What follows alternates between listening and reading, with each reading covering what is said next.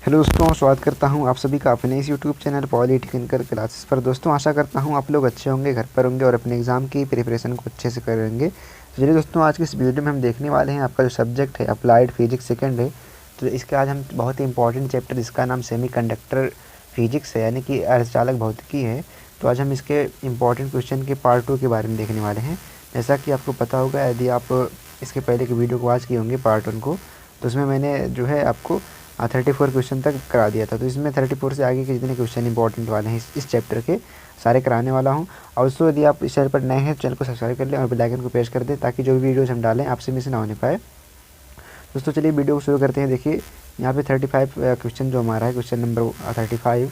तो देखिए क्या है, दिया है कि what is the reverse biasing of PN junction diode, यानी कि पीएन संधि डायोड की उत्क्रम या पश्च अभिनीति क्या है। तो ऑप्शन ए यहाँ पे लिखा गया है कि बैटरी का धनात्मक टर्मिनल डायोड के पी सिरे से जोड़ा जाता है तथा बैटरी का ऋणात्मक टर्मिनल डायोड के एन सिरे से जोड़ा जाता है। या फिर ऑप्शन बी यहाँ पे लिखा गया है कि बैटरी के धनात्मक टर्मिनल डायोड को एन सिरे से जोड़ा जाता है तथा बैटरी के ऋणात्मक टर्मिनल डायोड के पी सिरे से जोड़ा जाता है। या फिर ऑप्शन सी यहाँ पे लिखा गया दोनों, या फिर ऑप्शन डी इनमें से कोई नहीं, यानी कि उपरोक्त कोई नहीं। तो देखिए दोस्तों, अब आप यहाँ पे अगर हम बात करें पीएन संधि डायोड की उत्क्रम अभिनत की या फिर पश्च अभिनत की, तो यहाँ पे क्या हो जाएगा दोस्तों, यहाँ पे क्या हो जाएगा, बैटरी का धनात्मक टर्मिनल डायोड के एन सिरे से जोड़ा जाता है तथा बैटरी का ऋणात्मक टर्मिनल डायोड के पी सिरे से जोड़ा जाता है। तो यहाँ पे ऑप्शन बी इसका राइट हो जाएगा। कब, जब आपका जो संधि डायोड होगा वो उत्क्रम या पश्च अभिनति में होगा। तो यहाँ पे हो जाएगा इस क्वेश्चन का ऑप्शन बी राइट आंसर। तो बाकी बढ़ते हैं क्वेश्चन नंबर 36 की तरफ, जो कि एक अच्छा क्वेश्चन हमारा है। तो देखिए क्वेश्चन नंबर 36 क्या है कि डायोड की अग्र अभिनति में अग्रधारा होती है। तो डायोड की जो अग्र अभिनति होती है उसमें अग्रधारा क्या होती है, बहुसंख्यक आवेश के कारण होती है, या फिर अल्पसंख्यक आवेशों के कारण होती है, या फिर दोनों के कारण होती है, या फिर इनमें से कोई नहीं। तो दोस्तों देखिए, जो अग्र अभिनत में होता है वो क्या होता है, वहाँ पे बहुसंख्यक आवेश वाहक होते हैं, तो उनके कारण जो होती है मेजॉरिटी चार्ज ऑफ कैरियर, यानी कि बहुसंख्यक आवेश वाहक के कारण अग्र अभिनति में धारा प्रवाहित होती है। तो यहाँ पे ऑप्शन ए राइट हो जाएगा। तो दोस्तों आशा करता हूँ जितने क्वेश्चन आपको बता रहे सारे समझ में आ रहे होंगे। अगर कोई प्रॉब्लम हो रही है तो कमेंट बॉक्स आपके लिए बना है, कमेंट कीजिए। और अगर वीडियो अच्छी लगी तो वीडियो को लाइक करते चलें और दोस्तों को अपने इस चैनल को दोस्तों में शेयर भी करते चलें। देखिए 37 क्या है कि डायोड के उत्क्रम अभिनति में उत्क्रम या पश्च धारा होती है। तो देखिए डायोड के उत्क्रम अभिनति में उत्क्रम या पश्च धारा क्या होती है। तो ऑप्शन ए बहुसंख्यक आवेशों के कारण, या फिर ऑप्शन बी अल्पसंख्यक आवेशों के कारण, या फिर ऑप्शन सी उपरोक्त दोनों के कारण, या फिर ऑप्शन डी उपरोक्त में से कोई नहीं है। तो देखिए यहाँ पे उत्क्रम अभिनति में उत्क्रम या पश्च धारा की होती है, तो किसके कारण होती है, तो यहाँ पे देखिए अल्पसंख्यक आवेश वाहकों के कारण होता है। कब, जब डायोड हमारा उत्क्रम या उत्क्रम अभिनति में होता है, तब उसमें जो धारा बहती है उत्क्रम या पश्च धारा, वो हमारी अल्पसंख्यक आवेश वाहकों के कारण बहती है। और यहाँ पे उसके पहले क्वेश्चन क्या दिया गया था कि जो है अग्रधारा कैसे बहती है। देखिए अग्रधारा की बात की गई थी, यहाँ पे दिखा दे थोड़ा सा। तो अग्रधारा में बहुसंख्यक आवेश वाहक होते हैं और पश्च धारा में क्या होते हैं, अल्पसंख्यक आवेश वाहक होते हैं। तो ये दोनों चीज़ें इंपॉर्टेंट फैक्ट हैं, तो इनको आपको जानना बहुत ज़रूरी है, क्योंकि यहाँ पे क्या होता है कभी कभी आप कन्फ्यूज से हो जाते हैं। तो इसीलिए कन्फ्यूजन नहीं होना है, एकदम आराम से क्वेश्चन को सॉल्व करना है। देखिए 38 क्या है यहाँ पे कि डायोड का नी या ऑफसेट विभव होता है। तो डायोड का नी या ऑफसेट विभव जिसको बोलते हैं क्या होता है।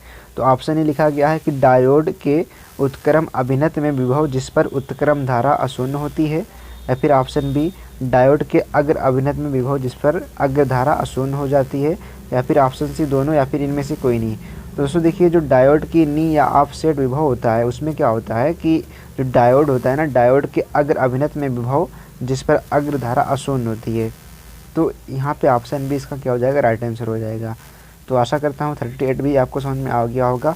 बाकी बढ़ते हैं अगले क्वेश्चन की तरफ, जो कि हमारा एक इम्पॉर्टेंट क्वेश्चन ये भी है एग्जाम की दृष्टि से। देखिए क्या है कि in PN junction diode break down occurs at, यानी कि पीएन संधि डायोड में ब्रेक डाउन या फिर भंजन होता है। तो ऑप्शन ए अग्र अभिनति में विभव पर, ऑप्शन बी उत्क्रम अभिनति में उच्च विभव पर, या फिर ऑप्शन सी दोनों, या फिर इनमें से कोई नहीं।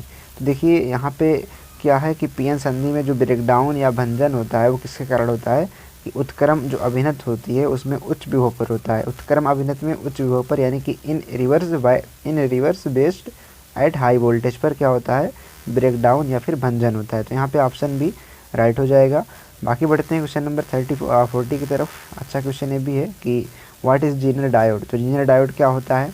ऑप्शन ए यहाँ पे दिया गया है कि it is a low doped PN junction diode, यानी कि यह निम्न डोप पीएन संधि डायोड होता है। या फिर option B it is a highly doped PN junction diode, या फिर उच्च डोप्ड पीएन संधि डायोड होता है, या फिर दोनों होता है, या फिर इनमें से कोई नहीं। तो देखिए जो जीनर डायोड होता है ना दोस्तों, क्या होता है उसमें अधिक डोपिंग होती है। तो यहाँ पे उच्च डोप्ड पीएन संधि डायोड होता है, यानी कि इसमें उच्च डोप्ड होता है पीएन संधि डायोड पर। तो इसीलिए यहाँ पे ऑप्शन बी इसका राइट हो जाएगा। बाकी बढ़ते हैं 41 की तरफ। एक अच्छा क्वेश्चन ये भी है। देखिए क्या है कि जीनर डायोड में अवक्षय परत की चौड़ाई क्या होती है। दोस्तों देखिए जीनर डायोड आपका होता है, उसमें जो अवक्षय परत बनती है उसकी चौड़ाई क्या होती है। ऑप्शन ए अत्यधिक डोपिंग के कारण बहुत मोटी हो जाती है, या फिर ऑप्शन बी अत्यधिक डोपिंग के कारण बहुत पतली हो जाती है, या फिर ऑप्शन सी दोनों, या फिर इनमें से कोई नहीं। देखिए आपको पता है कि जीनर डायोड में संधि पर बहुत ज़्यादा डोपिंग होती है। तो अगर जब ज़्यादा डोपिंग होगी, ज़्यादा मतलब वहाँ पे क्या होंगे, इलेक्ट्रॉन जाएंगे, क्वार्टर जाएंगे, तो वहाँ पे क्या होगा, जो अवक्षय परत होगी वो क्या हो जाएगी, पतली हो जाएगी। तो यहाँ पे क्या हो जाएगा, ऑप्शन बी राइट हो जाएगा। और दोस्तों अगर वीडियो अच्छी लगे तो वीडियो को लाइक करते चलें, और दोस्तों में चैनल को शेयर करते चलें, क्योंकि देखिए आपसे एक खास रिक्वेस्ट हमारी है, क्योंकि आप वीडियो को वॉच तो करते हैं पर चैनल को सब्सक्राइब भी नहीं करते हैं, और बाकी अपने दोस्तों में शेयर नहीं करते। तो इसीलिए आपसे एक रिक्वेस्ट है कि दोस्तों में। बाकी देखते हैं क्वेश्चन नंबर 42 क्या है कि जीनर भंजन होता है। तो ऑप्शन में दिया गया है निम्न अग्र विभव होता है, ऑप्शन बी निम्न उत्क्रम विभव होता है, या फिर ऑप्शन सी उपरोक्त दोनों होता है, या फिर ऑप्शन डी उपरोक्त में से कोई नहीं। देखिए जो जीनर भंजन यहाँ पे होता है, क्या होता है कि वो एक निम्न उत्क्रम विभव होता है। तो यहाँ पे ऑप्शन बी राइट हो जाएगा। तो इस क्वेश्चन को आपको याद कर लेना है, एक अच्छा क्वेश्चन है। तो बाकी बढ़ते हैं क्वेश्चन नंबर 43 की तरफ, जो कि एक अच्छा क्वेश्चन ये भी है कि पीएन संधि डायोड के अनुप्रयोग हैं। देखिए पीएन संधि डायोड के क्या अनुप्रयोग हैं।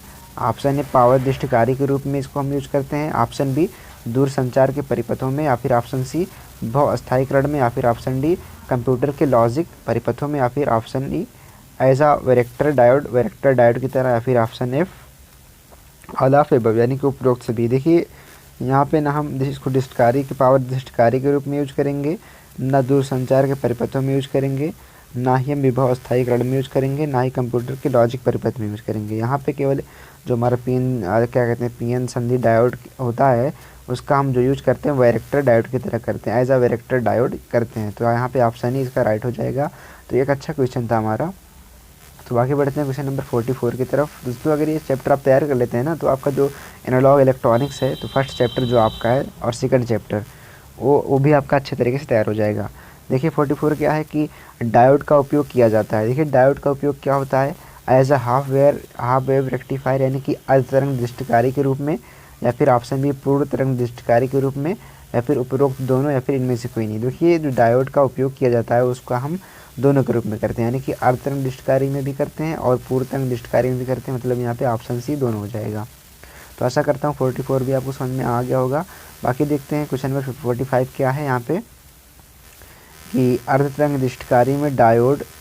देखिए यहाँ पे क्या है कि अर्ध तरंग दृष्टिकारी में डायोड होते हैं। तो ऑप्शन ए धनात्मक अर्धचक्र को अपने द्वारा गुजरने देता है, या फिर ऑप्शन बी ऋणात्मक अर्धचक्र को अपने द्वारा नहीं जाने देता है, या फिर ऑप्शन सी उपरोक्त दोनों, या फिर इनमें से कोई नहीं। तो देखिए यहाँ पे दोनों हो जाएगा क्योंकि जो अर्धतरंग दृष्टिकारी होता है उसमें धनात्मक अर्धचक्र को अपने द्वारा गुजरने देता है, और ऋणात्मक अर्धचक्र को क्या करता है, अपने द्वारा नहीं जाने देता है। तो यहाँ पे ऑप्शन सी क्या हो जाएगा, राइट हो जाएगा। तो बाकी बढ़ते हैं क्वेश्चन नंबर 46 की तरफ, जो कि एक अच्छा क्वेश्चन ये भी है। तो what is efficiency of half wave rectifier, यानी कि अर्ध तरंग दृष्टिकारी जो होता है उसकी दक्षता एफिशिएंसी क्या होती है। तो ऑप्शन है नियरली 40.6%, यानी कि लगभग 40.6%, या फिर लगभग 81.2%, या फिर लगभग 100%, या फिर इनमें से कोई नहीं। देखिए जो अर्ध तरंग दृष्टिकारी होता है जिसकी दक्षता होती है वो क्या होती है, एफिशिएंसी क्या होती है, 40.6% होती है। अब यहीं पे अगर हम पूर्ण तरंग दृष्टिकारी की बात कर लें तो उसकी जो दक्षता हो जाएगी 81.2% हो जाएगी। तो पूर्ण के लिए 81.2 और अर्ध तरंग के लिए क्या हो जाएगा 40.6% हो जाएगा। तो इसको आप अच्छे से याद करिएगा। बाकी बढ़ते हैं क्वेश्चन नंबर 47 की तरफ। देखिए क्वेश्चन आ भी गया है कि पूर्ण तरंग दृष्टिकारी में डायोड, तो in full wave rectifier diode option A कि धनात्मक तथा ऋणात्मक अर्धचक्र दोनों को अपने द्वारा गुजरने देता है, या फिर ऑप्शन बी कि ऋणात्मक अर्धचक्र को अपने द्वारा नहीं जाने देता है, या फिर ऑप्शन सी उपरोक्त दोनों या फिर इनमें से कोई नहीं। देखिए जो फुल वेव रेक्टिफायर होता है, पूर्ण तरंग निष्टकारी होता है, वो धनात्मक तथा ऋणात्मक दोनों अर्ध चक्र को अपने द्वारा गुजरने देता है। तो यहाँ पे इसका ऑप्शन ए राइट हो जाएगा। तो बाकी बढ़ते हैं क्वेश्चन नंबर 48 की तरफ। तो आपने अगर थ्योरी पढ़ी होगी इसकी थोड़ी सी भी, तो आपको क्वेश्चन अच्छे से समझ में आ रहे होंगे। बाकी कोशिश कर रहे हैं पूरा अच्छे समझाने की। देखिए what is the efficiency of full wave rectifier. तो what is the efficiency of full wave rectifier क्या होता है कि पूर्ण तरंग दृष्टिकारी की दक्षता क्या होती है। तो ऑप्शन ए लगभग 40.6%, option B 81.2%, option C nearly 100% या फिर ऑप्शन डी इनमें से कोई नहीं। देखिए अभी अभी मैंने बताया था कि जो पूर्ण तरंग दृष्टिकारी होता है उसकी जो क्या कहते हैं एफिशिएंसी होती है 81.2% होती है। तो यहाँ पे ऑप्शन बी इसका राइट हो जाएगा।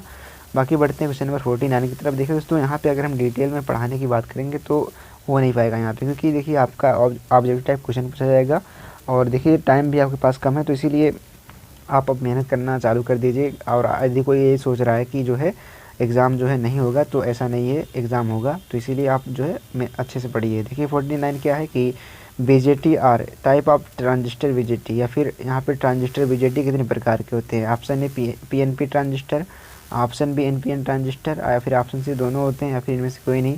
देखिए जो ट्रांजिस्टर होते हैं बाईपोलर ट्रांजिस्टर होते हैं, जो दो प्रकार के होते हैं, एक पीएनपी और एक एनपीएन। तो एग्ज़ाम में किसी भी तरीके से क्वेश्चन पूछ सकता है कि बीजेटी कितने टाइप का होता है। तो ऐसे भी एग्ज़ाम में क्वेश्चन पूछा जा सकता है। तो हर एक तरीके से क्वेश्चन करना आपको आना चाहिए, तो इसीलिए सारी चीज़ें आपको मालूम होना चाहिए। तो यहाँ पे क्या कहते हैं 49 के क्वेश्चन के हिसाब से यहाँ पे ऑप्शन सी राइट हो जाएगा। तो बाकी बढ़ते हैं क्वेश्चन नंबर 50 की तरफ। जो एक अच्छा क्वेश्चन ये भी है कि ट्रांजिस्टर के भाग कौन कौन से। देखिए what is the part of transistor. तो ट्रांजिस्टर के आपने अगर पढ़ा होगा तो ट्रांजिस्टर में देखिए उत्सर्जक भी होता है, बेस भी होता है, कलेक्टर भी होता है। तो यहाँ पे ऑल ऑफ एबव होगा, यानी कि सभी होंगे। तो ऑप्शन डी इसका राइट होगा। तो बाकी बढ़ते हैं क्वेश्चन नंबर 50 की तरफ कि एमीटर ऑफ ट्रांजिस्टर इज, यानी कि ट्रांजिस्टर का उत्सर्जक क्या होता है। तो ऑप्शन ए है हाई डोप्ड होता है, यानी कि उच्चतम अशुद्धि वाला होता है, आवेश वाहकों का स्रोत होता है, मध्यम आकार का होता है, या फिर ऑप्शन डी सभी होता है। देखिए जो एमीटर होता है उसमें उच्चतम अशुद्धि वाला भी होता है और इसमें आवेश वाहक स्रोत भी होते हैं और मध्यम आकार का भी होता है, यानी कि यहाँ पे ऑप्शन डी सभी होता है, यानी कि उपरोक्त सभी होगा। तो यहाँ पे 51 का क्या हो जाएगा, ऑप्शन डी राइट हो जाएगा। बाकी बढ़ते हैं क्वेश्चन नंबर 52 की तरफ। और दोस्तों देखिए टेंशन लेकर के बिल्कुल नहीं पढ़ना है, एकदम फ्री होकर के पढ़ना है, सारे क्वेश्चन को अच्छे से कंप्लीट करना है। देखिए 52 क्या है कि बेस ऑफ ट्रांजिस्टर इज, यानी कि ट्रांजिस्टर का आधार होता है। तो ऑप्शन ए लोवेस्ट डोप होता है, या फिर इसको हम अगर हिंदी में बोले तो निम्नतम अशुद्धि वाला, या फिर ऑप्शन बी बहुत पतले आकार का, या फिर ऑप्शन सी क्या कहते हैं यहाँ पे कि 2% क्षेत्र जहाँ पर आवेश का क्षय लगभग 2% से भी कम होता है, या फिर ऑप्शन डी उपरोक्त सभी। तो देखिए ट्रांजिस्टर का जो आधार होता है सारी बातें फॉलो करती हैं कि ये एक निम्नतम अशुद्धि वाला होता है और इसका बहुत पतले आकार का होता है साइज। और यहाँ पे देखिए क्षेत्र मतलब 2% क्षेत्र जहाँ पर आवेश वाहकों का क्षय लगभग 2% से भी कम होता है। तो ऐसे मतलब क्या कहते हैं हमारा क्या कहलाता है, बेस ट्रांजिस्टर आधार कहलाता है। तो यहाँ पे ऑप्शन डी राइट हो जाएगा। बाकी बढ़ते हैं 53 की तरफ, जो कि एक अच्छा क्वेश्चन है कि ट्रांजिस्टर का संग्राहक होता है। What is collector of transistor is, यानी कि ट्रांजिस्टर का संग्राहक क्या होता है। तो ऑप्शन ए इंटरमीडिएट डोप, यानी कि मध्यम अशुद्धि वाला, या फिर ऑप्शन बी उत्सर्जक द्वारा उत्सर्जित सभी आवेश वाहकों को संग्रहित या इकट्ठा करता है, या फिर सबसे बड़े आकार का होता है, या फिर उपरोक्त सभी। तो देखिए जो ट्रांजिस्टर का संग्राहक जिसको हम कलेक्टर बोलते हैं वो मध्यम अशुद्धि वाला भी होता है और उत्सर्जक द्वारा उत्सर्जित सभी आवेश वाहकों को संग्रहित इकट्ठा करता है और सबसे बड़े आकार का भी होता है। तो यहाँ पे ऑप्शन डी राइट हो जाएगा। बाकी बढ़ते हैं 54 की तरफ। देखिए क्या है, अच्छा क्वेश्चन ये भी है कि arrow in transistor symbol of represent, transistor के संकेत में तीर प्रदर्शित करता है।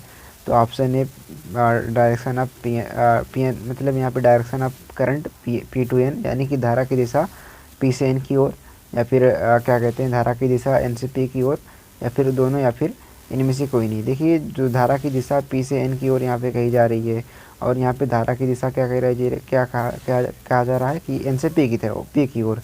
तो ट्रांजिस्टर के संकेत में तीर जो होता है वो क्या करता है कि धारा की दिशा क्या करता है, यहाँ पे दोनों करता है, यानी कि यहाँ पे ना पीएनपी की बात की गई है पीएनपी ट्रांजिस्टर की अगर बात की गई होती तो अलग चीज़ होता, और एनपीएन की बात की ना की गई, यहाँ पे केवल ट्रांजिस्टर की बात की गई, मतलब यहाँ पे ऑप्शन सी दोनों होगा। बाकी बढ़ते हैं क्वेश्चन नंबर 55 की तरफ, जो कि एक अच्छा क्वेश्चन है कि कॉन्फ़िगरेशन ऑफ ट्रांजिस्टर आर। तो ट्रांजिस्टर के संयोजन का विन्यास है, ट्रांजिस्टर के संयोजन या विन्यास है। तो ऑप्शन ए उभयनिष्ठ उत्सर्जक संयोजन, या फिर ऑप्शन बी उभयनिष्ठ आधार संयोजन, या फिर option C common collector configuration, या फिर इसको हम उभयनिष्ठ संग्राहक संयोजन बोलते हैं। तो ये जो तीनों हैं, common emitter, common base, common collector, ये तीनों क्या हैं, एक प्रकार से कॉन्फ़िगरेशन करते हैं ट्रांजिस्टर का। तो यहाँ पे तीनों टाइप के होते हैं, तो यहाँ पे ऑप्शन डी क्या हो जाएगा, राइट हो जाएगा। तो बाकी बढ़ते हैं क्वेश्चन नंबर 56 की तरफ, जो एक अच्छा क्वेश्चन ये भी है। देखिए क्या है कि the junction in transistor is, क्या कहते हैं, द जंक्शन इज ट्रांजिस्टर, यानी कि ट्रांजिस्टर में संधि क्या है। देखिए ऑप्शन ए दिया गया है कि एमीटर बेस जंक्शन, यानी कि उत्सर्जक आधार संधि, या फिर option B collector base junction, या फिर क्या कहते हैं यहाँ पे संग्राहक आधार संधि, उपरोक्त दोनों या फिर इनमें से कोई। देखिए ट्रांजिस्टर में संधि होती है, दो टाइप की होती है, एक एमीटर बेस जंक्शन संधि होती है, दूसरी क्या होती है, कलेक्टर बेस संधि होती है। तो यहाँ पे दोनों चीज़ें आपको याद होना चाहिए, तो यहाँ पे ऑप्शन सी राइट हो जाएगा। बाकी बढ़ते हैं 57 की तरफ, क्या है कि emitter base junction in transistor is always kept, यानी कि ट्रांजिस्टर में आधार संधि को सदैव रखा जाता है। देखिए ट्रांजिस्टर में जो आधार संधि होती है उसको हम सदैव क्या रखते हैं, ऑप्शन ए अग्र बायस में, या फिर ऑप्शन बी रिवर्स बायस में, या फिर ऑप्शन सी इनमें से कोई नहीं। देखिए जो क्या कहते हैं, ट्रांजिस्टर में आधार संधि को हम रखते हैं, यानी कि एमीटर बेस अगर बोलें इसको हम, तो उसको हम हमेशा अग्र अभिनत में रखते हैं, यानी कि फॉरवर्ड बायस में रखते हैं। तो यहाँ पे ऑप्शन ए इसका राइट हो जाएगा। बाकी बढ़ते हैं 58 की तरफ, हमारा एक अच्छा क्वेश्चन ये भी है। देखिए दिखाते हैं आपको क्या है। देखिए कि ट्रांजिस्टर में संग्राहक आधार संधि को सदैव रखा जाता है। तो अब देखिए यहाँ पे कलेक्टर बेस की बात की गई है, यानी कि संग्राहक संधि की बात की गई है, और इसमें धारा को कैसे रखा जाता है। तो ऑप्शन है अग्र अभिनत में, या फिर उत्क्रम अभिनत में, या फिर इनमें से कोई नहीं। देखिए इसमें आप दोनों को याद रखेंगे, थोड़ा सा फ़र्क इसमें क्या है कि देखिए यहाँ पे जो कलेक्टर बेस जंक्शन है उसमें जो हम धारा को रखते हैं उत्क्रम में रखते हैं, अब यहाँ पे एमीटर बेस जंक्शन में धारा को अग्र में रखते हैं। तो सारी चीज़ें आपको अच्छे से क्लियर होनी चाहिए। तो यहाँ पे क्या कहते हैं, जो हमारा एमीटर बेस जंक्शन होता है उसमें धारा अग्र अभिनत में होती है, और कलेक्टर बेस जंक्शन में रिवर्स में होती है। तो यहाँ पे ऑप्शन बी इसका राइट हो जाएगा। तो दोनों चीज़ें आपको अच्छे से याद होनी चाहिए, ताकि एग्ज़ाम में कोई गड़बड़ी ना करके आए। बाकी देखिए 59 क्या है कि इन ट्रांजिस्टर ऑलवेज ट्रू, यानी कि ट्रांजिस्टर में हमेशा सत्य होता है। तो ऑप्शन ए आई बी बराबर आई ई माइनस का आई सी, और ऑप्शन बी है कि आई ई बराबर आई बी प्लस आई सी, और ऑप्शन सी दोनों या फिर इनमें से कोई नहीं। देखिए आपने अगर पढ़ा होगा कि जो हमारा एमीटर धारा होता है वो बेस धारा प्लस कलेक्टर धारा के योग के बराबर होता है। तो जब ये आपने संबंध पढ़ा होगा तो मतलब ये वाला सही है। अब यहाँ से देखो, यहाँ से आई ई का वैल्यू निकालोगे, अगर आई बी का वैल्यू निकालोगे तो आई बी क्या हो जाएगा, आई ई माइनस का आई सी हो जाएगा, आई ई माइनस का आई सी हो जाएगा। तो देखिए यहाँ पे आई बी बराबर आई ई माइनस का आई सी लिखा गया है, तो इसीलिए यहाँ पे दोनों सही है, यानी कि दोनों सही है। तो बाकी बढ़ते हैं क्वेश्चन नंबर 60 की तरफ। देखिए एक अच्छा क्वेश्चन ये भी है कि in P N transistor ammeter यानी कि पीएनपी ट्रांजिस्टर में उत्सर्जक उत्सर्जित करता है। तो option A hole, option B electron, option C दोनों। तो देखिए पीएनपी ट्रांजिस्टर में जो उत्सर्जक होता है, एमीटर जो होता है, वो हमेशा होल उत्पन्न करता है। तो यहाँ पे ऑप्शन ए राइट हो जाएगा। बाकी बढ़ते हैं क्वेश्चन नंबर 61 की तरफ। क्या है कि एनपीएन ट्रांजिस्टर में उत्सर्जक उत्सर्जित करता है। तो एनपीएन ट्रांजिस्टर में उत्सर्जक क्या उत्सर्जित करेगा, option A hole, option B electron, option C कुछ नहीं। तो यहाँ पे एनपीएन की बात की जा रही है तो मतलब यहाँ पे इलेक्ट्रॉन हो जाएगा। जब पीएनपी की बात की जाएगी तो क्या हो जाएगा, होल हो जाएगा। तो सारी चीज़ें आपको अच्छे से क्लियर होनी चाहिए। बाकी बढ़ते हैं 62 की तरफ। अच्छा क्वेश्चन ये भी है कि उभयनिष्ठ आधार संयोजन से भी में धारा लाभ होता है। तो देखिए उभयनिष्ठ का मतलब समझ रहे हैं ना आप, सी बी कॉन्फ़िगरेशन यानी कि कॉमन बेस कॉन्फ़िगरेशन। तो उभयनिष्ठ आधार संयोजन में जो धारा लाभ होता है क्या होता है, तो हमारा धारा लाभ क्या होता है, अल्फ़ा बराबर आई सी अपान आई ई होता है। क्या होता है, अल्फ़ा बराबर आई सी अपान आई ई होता है। तो ऑप्शन सी यहाँ पे राइट हो जाएगा। बाकी देखते हैं 63 क्या है कि उभयनिष्ठ उत्सर्जक संयोजन यानी कि सीई में कॉमन एमीटर में धारा लाभ होता है। तो देखिए यहाँ पे एक क्वेश्चन आपका और बन जा रहा है कि बीटा और अल्फ़ा का बन जा रहा है। अब देखिए यहाँ पे जो धारा लाभ अल्फ़ा होता है वो किसका होता है, वो किसका होता है, कॉमन बेस का होता है। तो कॉमन बेस में हमेशा आपसे इस प्रकार से भी क्वेश्चन पूछ सकता है कि कॉमन बेस में कौन सा धारा लाभ होता है, अल्फ़ा या फिर बीटा या फिर गामा। तो अल्फ़ा होता है आपको पता ही है, तो अल्फ़ा पे टिक लगाओगे। तो यहाँ से एक क्वेश्चन और नोट कर लो साइड में, तो यहाँ पे अल्फ़ा हो जाएगा। और देखो यहाँ पे उभयनिष्ठ उत्सर्जक संधि संयोजन सीई में धारा लाभ बीटा। तो जब यहाँ पे उभयनिष्ठ की बात करेगा यानी कि गामा एमीटर की बात करेगा, तो उसमें धारा लाभ की बात करेगा तो हमेशा क्या होगा, बीटा होगा। देखो बीटा लिखा है यहाँ पे। तो ये भी क्वेश्चन आपके लिए इंपॉर्टेंट है, इसको भी आप नोट कर लीजिए कहीं साइड में। तो देखिए यहाँ पे उभयनिष्ठ उत्सर्जक संयोजन सीई में धारा लाभ बी होता है। तो ऑप्शन है I E upon I C, option B I C upon I B, या फिर option C I C upon I E, और option D I E upon I B. तो इसमें ऑप्शन बी राइट हो जाएगा, आई सी अपान आई बी होता है। तो बढ़ते हैं अगले क्वेश्चन की तरफ, 64 की तरफ। क्या है कि उभयनिष्ठ संग्राहक संयोजन सीसी में यानी कि कॉमन कलेक्टर संयोजन में धारा लाभ, देखो यहाँ पे गामा की बात की गई है, गामा होता है। तो गामा बराबर क्या होता है, I E upon I B होता है। क्या होता है दोस्तों, आई ई अपान आई बी होता है। तो सारी चीज़ें अल्फ़ा बीटा गामा आपको क्लियर हो गई होगी। अगर क्वेश्चन आ जाता है कि क्या कहते हैं कॉमन कलेक्टर में धारा लाभ क्या होता है, अल्फ़ा बीटा गामा, इनमें से कोई नहीं, तो आप केवल गामा पे ही लगाओगे। तो क्वेश्चन को अच्छे से तैयार करना, ताकि एग्ज़ाम में कैसे भी पूछ ले हमको करके ही आना है, ये आप ठान लीजिए। बाकी देखते हैं 65 क्या है कि धारा लाभ अल्फ़ा और बीटा में संबंध होता है। तो अल्फ़ा और बीटा में क्या संबंध होता है, ऑप्शन बीटा बराबर अल्फ़ा बटे 1 minus alpha, option B alpha बराबर बीटा बटे बीटा प्लस 1। देखिए जो बीटा बराबर होता है अल्फ़ा बटे 1 माइनस अल्फ़ा होता है, और अल्फ़ा बराबर क्या होता है, बीटा बटे 1 प्लस बीटा होता है। तो ये दोनों संबंध होता है, दोनों चीज़ें यहाँ पे सही सही लिखी गई हैं, तो इसीलिए यहाँ पे ऑप्शन सी राइट हो जाएगा। तो बाकी बढ़ते हैं अगले क्वेश्चन की ओर। और अगर दोस्तों वीडियो अच्छी लग रही है तो वीडियो को लाइक करते चले, और दोस्तों अपने इस प्यारे से चैनल को शेयर करते चलें, ताकि जो अपनी फैमिली थोड़ा सा और बड़ी हो जाए। तो दोस्तों देखिए यहाँ पे 56 क्या है कि बीटा और गामा में क्या संबंध होता है। देखिए बीटा और गामा में क्या संबंध होता है, ऑप्शन है बीटा बराबर गामा माइनस का 1, या फिर गामा बराबर बीटा प्लस का 1, या फिर ऑप्शन सी दोनों, या फिर इनमें से कोई नहीं है। तो दोनों चीज़ें आपकी यहाँ पे होती है। तो देखिए गामा बराबर क्या होता है, बीटा प्लस 1। अब यहाँ से बीटा का वैल्यू निकाल लोगे तो गामा माइनस का 1 हो जाएगा। तो यहाँ पे सारी चीज़ें दोनों लिखी गई हैं, तो यहाँ पे ऑप्शन सी हो जाएगा। इसमें भी बढ़ते हैं आगे की तरफ। देखिए यहाँ पे क्वेश्चन पूछ लेता है एग्जाम में न्यूमेरिकली टाइप की, अगर बीटा बराबर मान लीजिए 50 है तो गामा का मान बताओ। तो अब यहाँ पे एक जोड़ दोगे तो गामा का मान क्या हो जाएगा, 51 हो जाएगा।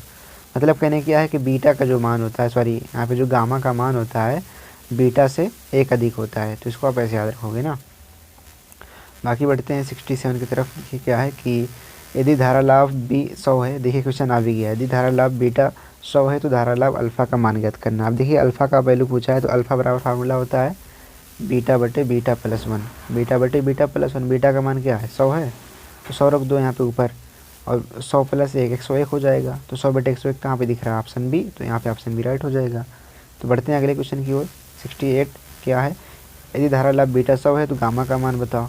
अब गामा का पूछ लिया, तो गामा हमने बताया कि गामा बराबर होता है बीटा प्लस 1, यानी कि बीटा से एक अधिक, यानी कि क्या हो जाएगा 100 प्लस 1 101 हो जाएगा। तो 101 कहाँ पे है, देखिए ऑप्शन सी है, तो यहाँ पे ऑप्शन सी सही हो जाएगा। तो सारी चीज़ें न्यूमेरिकल देखो कितना ईजी पूछ लेता है, तो ऐसे ही पूछ लेगा। तो देखिए 69 क्या है कि amplifier is circuit that amplifies, यानी कि परिवर्धक एक परिपथ जो निम्न विभव एसी सिग्नल को उच्च विभव एसी सिग्नल में परिवर्तित करता है, या फिर उच्च विभव एसी सिग्नल को निम्न विभव एसी सिग्नल में परिवर्तित करता है, या फिर ऑप्शन सी उपरोक्त में से कोई नहीं। देखिए यहाँ पे ऑप्शन ए राइट हो जाएगा कि जो निम्न विभव होता है उसको उच्च विभव में परिवर्तित कर देता है। तो यहाँ पे ऑप्शन ए राइट हो जाएगा।